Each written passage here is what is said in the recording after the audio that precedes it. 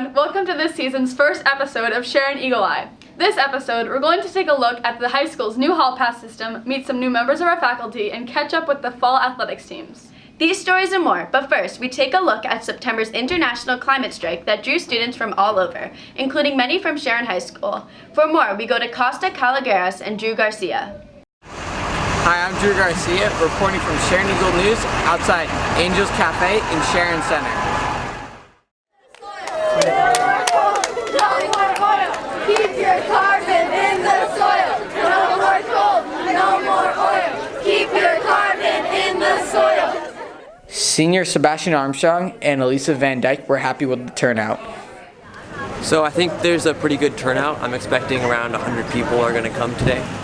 We were debating whether having a protest in front of the school was a good idea in the first place, like when people actually showed up. And then people did show up, and it's really heartwarming to see so many people standing together. Sharon High students went because they believe climate will be a big factor in their future. I'm here to support the world and potentially save it and cause impact for people that don't have knowledge of what's going on around the world currently, and hopefully it'll influence some change among many. The purpose is to pressure the government into changing its system, making it more environmentally friendly. I mean, it's a pretty important thing, and I think it's good to show, like I consider myself a political conservative, so I think it's good to show that there's, bipartisan support for all this. Also, it's just important to talk about the environment in today's age and support my friends. Because I care about my planet and my future, most of all. This is Drew Garcia, signing off from Sharon Eagle News. With the start of the new school year came a new hall pass system. For more on how it came to be and what students think, we turn to Simona Sapavichuta and Patrick Standring. Irritating. Annoying. Disruptive. Inconvenient. Effective. Dumb. Problematic. Stupid. Unneeded. Atrocious. Traditional. A new hall pass system introduced at the beginning of the school year has begun to cause loads of controversy throughout Sharon High School. The faculty claims to have good reason for creating these passes, but as seen through some SHS students, opinions vary. Hall passes are a waste of time because it's a waste of class time. The student has to interrupt the teacher in the entire lesson so that the teacher can write a pass just so they can go get water or go to the bathroom. The hall passes are very time consuming. Every single time you have to ask for a pass, it takes way too much time for the teachers to write it. Having a different and more positive opinion on the new hall passes than the SHS students, Mr. Olson, our school principal, explains his reasoning for creating the new system. Quite frankly, the feedback from both the kids and from the teachers that I brought in was that there were too many people kind of wandering all over the building, particularly during class time and things like that. So we felt that we needed some sort of structure to what was happening, and the obvious rationale was going to be a pass system. Mr. Olson believes that this new system is very beneficial for the school. Some disagreed, like Mr. Jeffrey, our school hall monitor, who preferred the old system. I get why they have them, but I don't like them. I liked what we had last year. If we could have found a different way to perfect it, so that way the students wouldn't complain so much about it, then that would have been fine. But with the blue paper ones, I don't like. As one of the main supporters of the new hall pass system, Mr. Olson is looking into new ways to help make the system more user-friendly. You already know Eagle News is back, but do you know what goes into making the show a reality? Alec Filipkowski and Eric Jansky give us an inside look. Eagle News has made a return to Sharon High School after 4 years of absence.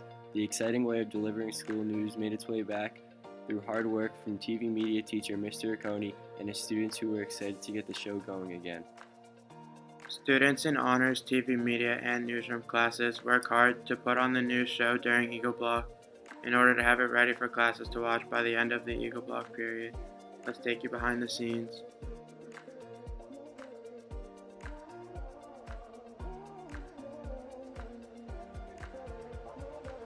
I think there's a ton of advantages to doing Eagle News as we've been doing it lately, as opposed to just over the intercom. For one, it gives my students ownership over the news. They're producing something that, they're not just doing it to kind of hand in and forget about. They're producing something that the entire student body is going to see.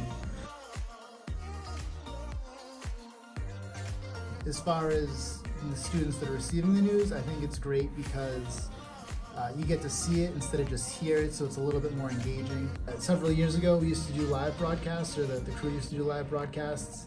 Today, we don't have the capability to do that in our studio, so what we've been doing is we shoot the entire Eagle News in one take. Eagle News is a great way to get information to everyone in the school.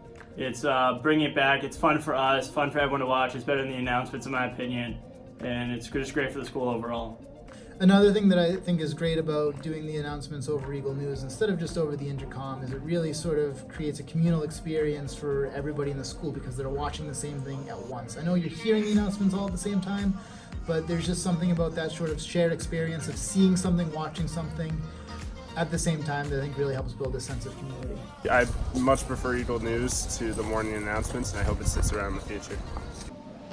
In the most recent Boston magazine, Sharon High School was named a top 10 public school in the state. Danny Kramer, David Hirschon, and James Lilienfeld have more. Sharon High students work extremely hard throughout the year, and for this reason, Sharon schools are one of the highest rated schools in Massachusetts. The principal of Sharon High School, Mr. Olson, says a big part of the rankings are performance on standardized tests. Recently, they were rated extremely high by Boston Magazine, and I think they take that into consideration, specifically looking at AP scores and MCAS scores. Sophomores Noah Glassman and Amriki Adara believe that MCAS represents them individually as students as well as it represents the school. MCAS is beneficial to me because I'm able to see what I've learned throughout the year and what I can improve on learning academically the next year. In my opinion, MCAS is very beneficial to SHS students because it allows us to test our knowledge and really just test what we've learned throughout the year. Mr. Olson later said that by scoring well on test scores and continuously showing their academic progress, students have made the school one of the highest in the state, but also help improve the community. Since the school is ranked so high now, real estate may increase in price, for now people want to move to the town of Sharon for the schools. Although the test scores have brought prestige to the school, AP biology teacher Mr. Snow thinks that state testing may come at a cost. It may influence decisions to put too much of an emphasis on subjects applicable to state testing. You see this a lot in elementary schools where they're taking English and math MCAS, trying really hard to get a good score on that, and so changing the educational system in a way that maximizes their score on English and math, that often can come at the extent of other things like the arts and even core academic subjects like science and social studies, which aren't. Regardless of how you feel the standardized testing is calculated, Boston Magazine has rated Sharon High one of the top schools in Massachusetts, something students and teachers should be proud of. Fall at Sharon High School means musical rehearsals are in full swing. For more on SHS's upcoming production of Mamma Mia, here's Michael Campagna and Harry Da Silva. Every year, the Sharon Theater Company puts on a musical to show their skills. It's a huge production. This year, there are about 80 students involved in the play that are either actors or backstage. This year, their fall production is Mamma Mia, and students seem really happy about it. I think the energy of Mamma Mia is really great. It's very happy, it's very upbeat, it's a very positive show. It has a ton of driving energy, and the choreography is really fun. I had a lot of fun doing The Wiz, but I think right now Mamma Mia is probably going to be my favorite. The director, Mr. Joy, is new to Sharon High School, but he has been working in theater for the past 13 years. I love working with people who are passionate about what I'm passionate about, and that's telling stories and collaborating on something that is just really, really exciting to be a part of. The group Mr. Joy has constructed works hard during the weekdays and weekends to get the best possible product. I'd say, rehearsal-wise, we rehearse till about 6:30 or 7 most days of the week, and then we have rehearsals on weekends on Saturdays from 8 or 9 till about 5. But thanks to their hard work and dedication, they have become closer together. We're a huge family, so it's just a lot of fun acting with them. It doesn't feel forced at all. From Sharon Eagle News, this is Michael Campagna. Freshman elections are behind us. Patrick Monahan and Ritam Duda have more on what Students' Council does. Hello, I'm Patrick Monahan, and today Ritam and I will be interviewing the presidential candidates for the freshman election. Student Council is a group of elected students working together for student expression and assistance in school affairs and activities. It gives opportunity for leadership. In addition to planning events that contribute to school spirit and community welfare, the Student Council is the voice of the student body. This year, 2 students are running for freshman class president, Zach Loomis and Trish Brahmachari. They both plan to win the elections and bring their creative ideas on the table. Here's why Zach is running for president. One thing I want to change about this school is more school spirit. I see like the soccer team, the volleyball team, they're all walking around like school spirit, all yeah, yay, yay, yay. And so I want to do that for the entire school. Here's why Trisha is running for president. I'm running for freshman class president because I want to make freshman year the greatest that it can be. Freshman year is a really big transitional period for kids, and it can be really stressful, but I want to make it the funnest that it can be. Ms. Gavin, our assistant principal, had been a member of the student council when she was in school. Here's why she's excited for the elections. I believe similar to new teachers, new students come in full of energy and ideas and passion to make a change. So I think it's great to capitalize on their energy and their insights. And to automatically, quickly find the ways to participate in our school and be connected and make some positive change. Ms. Joliker, the head of student council, talks about how the student council gives leadership opportunities. She describes their contribution towards the school. The freshman class elections have been going on for the last couple of weeks, and it's a great opportunity for students to get involved in leadership for their class. The class planning boards plan events and do fundraising, dances, spirit and such for the freshmen. On October 17th, Trisha Brahmachari was elected president for Freshman Student Council. This is Patrick with Eagle News. Students may have noticed some new faces around Sharon High School this fall. Perhaps most visible in our interim principal, Mr. Olson. John Larabays and Aiden Prasad have more on his impact around the building. Mr. Olson was brought in to fill in the position of interim principal at Sharon High School as Dr. Libano is still on paid administrative leave. While this might be new for some students, this isn't Mr. Olson's first time at this school. I was here in 2005, 2006, and I really enjoyed the school when I was here the last time. And I like it a lot this time. You got a very high-achieving school. It's a school where kids have good interpersonal skills. It's kind of a kick to interact with them a little bit. This is a pretty major change at Sharon High, considering Dr. Libano had been their principal at the school for over a decade. Coming into his new position, Mr. Olson's primary goal is to be more visible. I think the fact that you had a climate that needed to change to be a little bit more positive and up-tempo, I think needed some work on it. And my mode of operation is basically to be as visible as possible and interact with the kids and get to know them as personally as much as you possibly can. And I've really enjoyed it so far. Students do agree that they have noticed Mr. Olson's presence in the halls, as well as in the cafeteria during lunch, and many feel like he's becoming a familiar face. I see Mr. Olson in the hallway, and sometimes he jokes around with me. I love seeing Mr. Olson in the halls.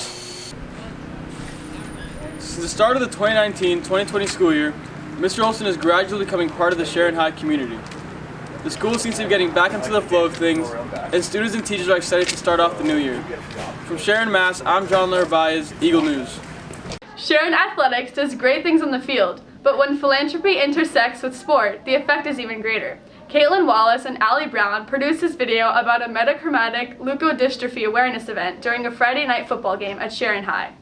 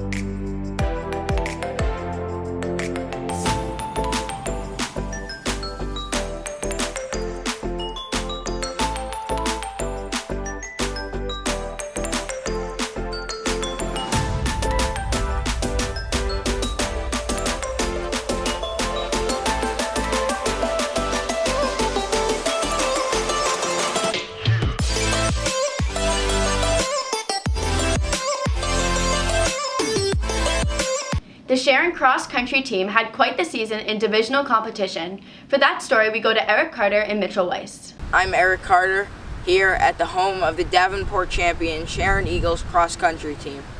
Senior captain Jimmy Kong explains how the team pushes each other to become better runners and have more success. Whenever I'm running by my teammates in workouts, we're always striving to, get to the top spot. So us pushing each other really helps to get each other going through each workout and getting faster as a team.